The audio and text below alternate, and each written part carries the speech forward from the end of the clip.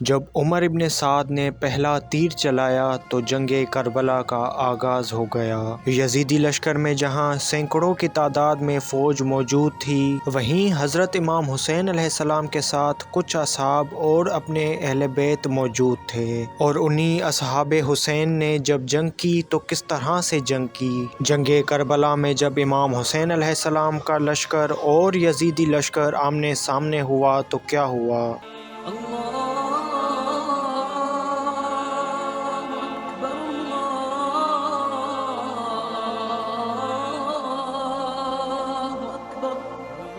کفر اور ایمان کی جنگ کا آغاز۔ روز عاشور جب دونوں لشکر آمنے سامنے تھے تو حضرت امام حسین علیہ السلام نے کئی بار اس مکار قوم کو نصیحت فرمائی، لیکن سینکڑوں کی تعداد میں سے صرف حضرت حر، ان کے بیٹے اور ان کے غلام پر ان نصیحت کا اثر ہوا، اور یہ تینوں یزیدی فوج چھوڑ کر امام حسین علیہ السلام کے ساتھ ملحق ہو گئے۔ جب عمر ابن سعد کو اس بات کا علم ہوا تو اسے شدید غصہ آیا اور جنگ کا ارادہ پختہ کر لیا، اور نعرہ لگایا کہ اے درید علم کو قریب لاؤ۔ بس وہ قریب لایا اور پہلی صف میں کھڑا ہو گیا۔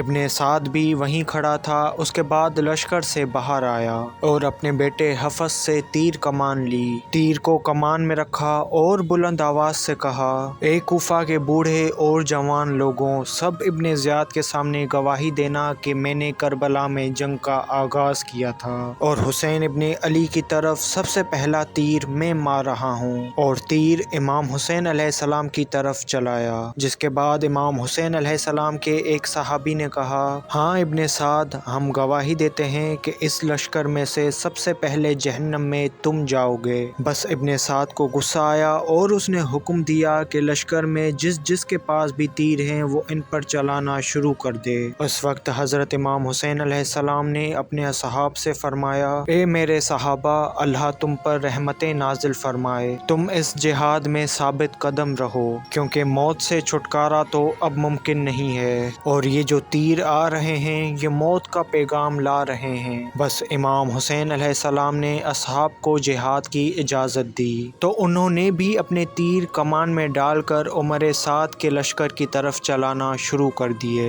یزیدی فوج میں تیر اندازوں کی تعداد 8000 تھی، جبکہ لشکر اسلام میں تیر اندازوں کی تعداد صرف 50 تھی۔ اسی وجہ سے جب عمر سعد کے لشکر نے تیر چلائے تو کربلا کی سرزمین تیروں سے بھر چکی تھی، اور دشمنوں کے تیروں سے حضرت امام حسین علیہ السلام کے کئی صحابی زخمی ہوئے تھے۔ جب لشکر اسلام کے سالار حضرت عباس ابن علی علیہ السلام نے یہ حالت دیکھی تو علم سامنے لائے اور لشکر یزید کی طرف حملہ آور ہوئے، اور اپنے آپ کو قلب لشکر میں لے گئے، اور ان کے پیچھے پیچھے امام حسین علیہ السلام نے بذات خود بھی حملہ شروع کر دیا، اور یزیدی فوج میں گھس کر ان کی کشتوں کے پشتے لگا دیے۔ حضرت زہیر ابن کین نے لشکر کے میمنہ اور حضرت حبیب ابن مظاہر نے لشکر کے میسرہ پر حملہ کر دیا۔ اسی طرح یہ پہلا حملہ تھا جو دونوں لشکروں نے ایک دوسرے پر کیا۔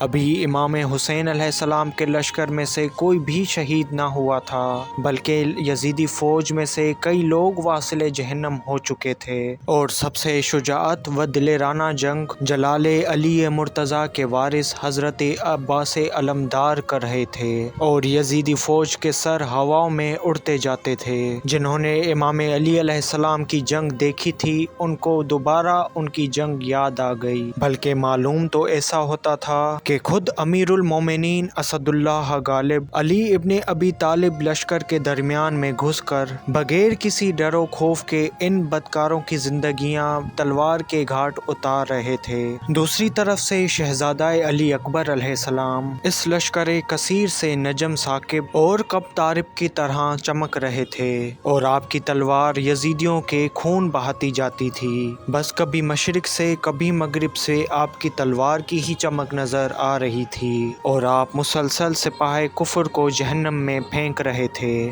دوسری طرف حضرت شہزادہ قاسم ابن حسن علیہ السلام بدر منیر کی طرح اس تاریک اور غبار آلود ماحول میں چمک رہے تھے اور دشمنوں پر غالب نظر آ رہے تھے۔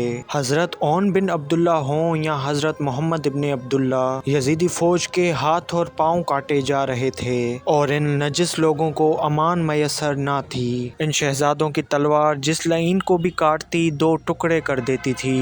اسی طرح امام حسین علیہ السلام کے دوسرے اصحاب نے بھی زبردست لڑائی کی اور یہ سب لوگ 3 دن سے بھوکے اور پیاسے تھے۔ روز عاشوراء دن نکلنے کے 1 گھنٹے تک یہ جنگ برقرار رہی اور پے در پے دونوں لشکر ایک دوسرے پر حملہ کرتے رہے، جس کے نتیجے میں لشکر یزید ملعون کے کافی سپاہی واصل جہنم ہو چکے تھے، لیکن امام حسین علیہ السلام کے پاک لشکر میں سے صرف 1 یا 2 اصحاب ہی نوش شہادت فرما گئے۔